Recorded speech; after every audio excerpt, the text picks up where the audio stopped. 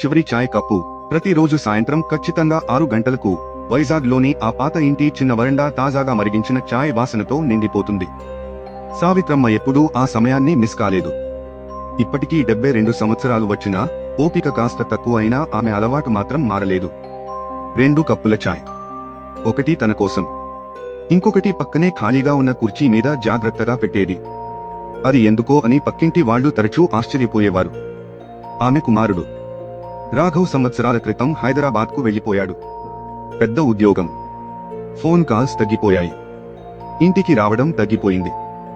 Busy అమ్మా, త్వరలో వస్తాను అని చెప్పేవాడు. ఇలా 2 సంవత్సరాలు గడిచిపోయాయి. అయినా ప్రతిరోజు సావిత్రమ్మ ఆ 2వ కప్పు చాయ్ పోసేది. ఆమె ఇంటి ఎదుట కొత్తగా వచ్చిన స్కూల్ టీచర్ మీనా ఉండేది. ఒకరోజు ఆమె ఆ అలవాటు గమనించింది. ఆ ఆసక్తిని అదుపు చేయలేక ఒక సాయంత్రం సావిత్రమ్మ దగ్గరకు వచ్చింది. అమ్మా, మీరు ప్రతిరోజు 2 కప్పులు ఎందుకు పెడుతున్నారు అని నెమ్మదిగా అడిగింది. సావిత్రమ్మ స్వల్పంగా నవ్వింది. ఇది నా భర్త కోసం అని చెప్పింది.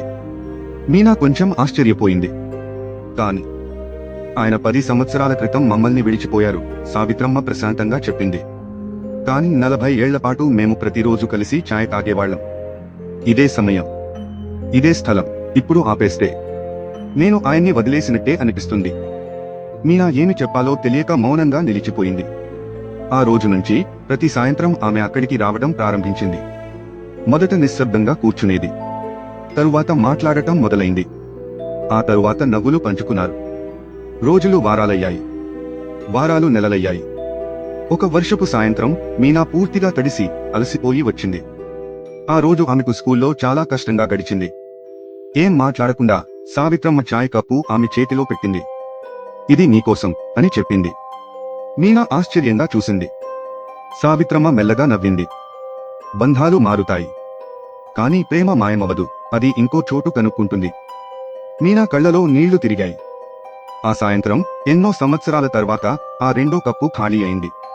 కొన్ని నెలల తరువాత రాఘవ్ చివరికి ఇంటికి వచ్చాడు. అతను సాయంత్రం 6 గంటలకు వరండాలోకి అడుగుపెట్టాడు. అక్కడ తన తల్లి ఒక యువతితో కలిసి నవ్వుతూ ఛాయ్ తాగుతూ కనిపించింది. ఆ క్షణం అతనికి తన ఇంట్లో తానే పరాయి వాడిలా అనిపించింది. అమ్మా అని మెల్లగా పిలిచాడు. సావిత్రమ్మ తలెత్తి చూసింది. ఆశ్చర్యం కాదు, ఒక ప్రశాంతమైన ఆనందం ఆమె ముఖంలో మెరిసింది. వచ్చావా అంటూ ఆమె ఇంకో కప్పు తీసుకుని ఛాయ్ పోసింది. ఈసారి టేబుల్ మీద 3 కప్పులు ఉన్నాయి.